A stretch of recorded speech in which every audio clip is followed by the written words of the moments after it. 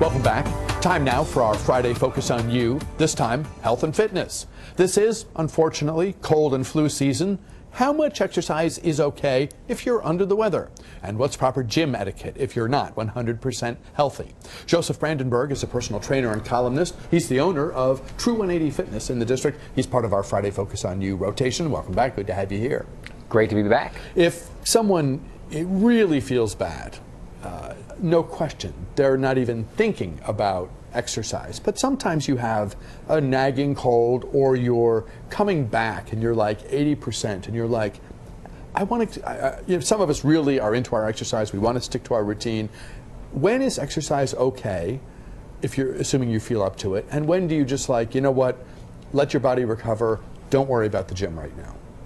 So basically, you can kind of think of your neck as like the dividing zone. If your symptoms are just above the neck, then you're going to be fine. If it's below the neck, especially, if we're talking about sort of diarrhea or vomiting or like total body aches, those are definitely going to be reasons that you're going to want to skip the gym, period.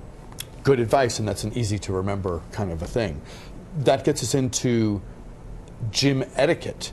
You don't want to get germs at the gym. You don't want to spread germs at the gym. What do you do to be neither of those people? We know like common sense and common courtesy aren't necessarily that common. It's really just basic common courtesy and common sense.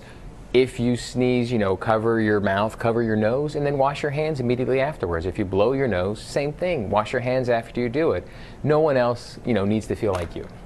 Do you do a partial comeback as you're coming back from a cold or something? You know what, I want to get to the gym, I want to reestablish my routine, but I'm not going to push myself and do the things I was doing when I was 100% healthy.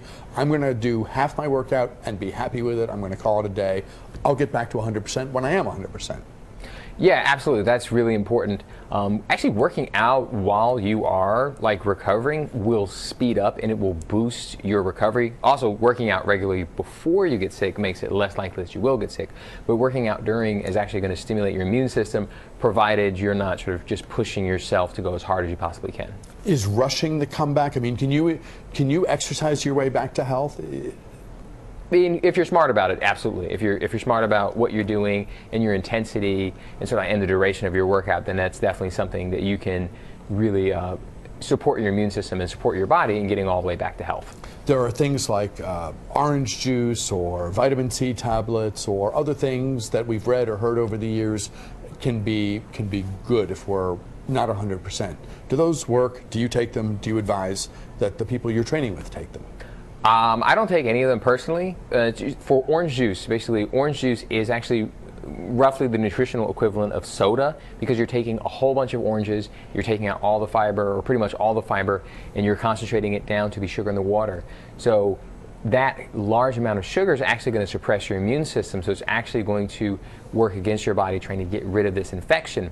So my advice would be to drink a glass of water and eat an orange, but don't drink orange juice. What other advice do you have for people who are trying to keep a good routine going?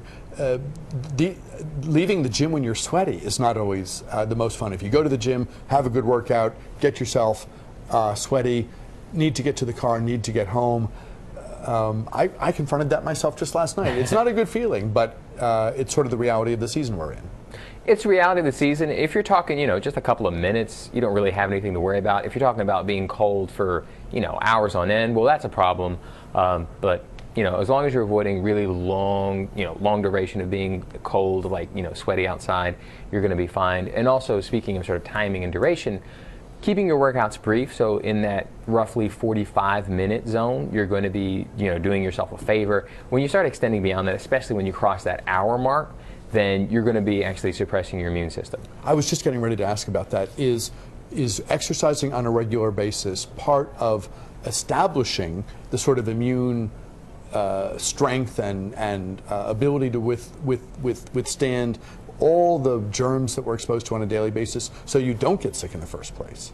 It definitely is, but it's got to be sort of prudent exercise.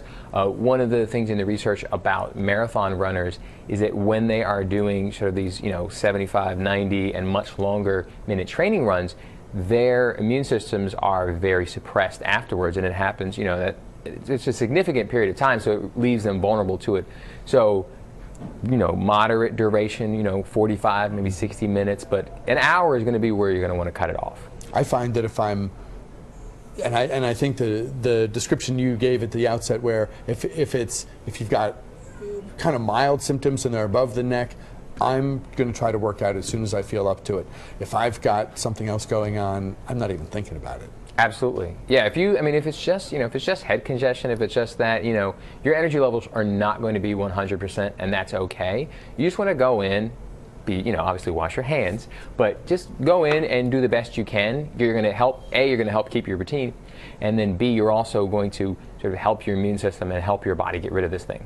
I'm guessing anything with a fever, you're both not in the mood to be doing exercise, and you're not helping yourself long term by rushing things back.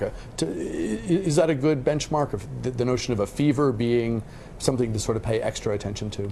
Yes, definitely a fever is, and I guess I left that off the list of we'll call that a below the neck symptom. Mm-hmm. So fever, anything below the neck, put the exercise off until you do feel up to it. Joseph Brandenburg, personal trainer, columnist, part of our Friday Focus on You rotation. He is with True 180 Fitness downtown. Thanks very much for coming in. Good to have you here. Stay healthy. We'll all be trying to do likewise. See you next month. We're back with a program note. Keep it here. We're back right after this.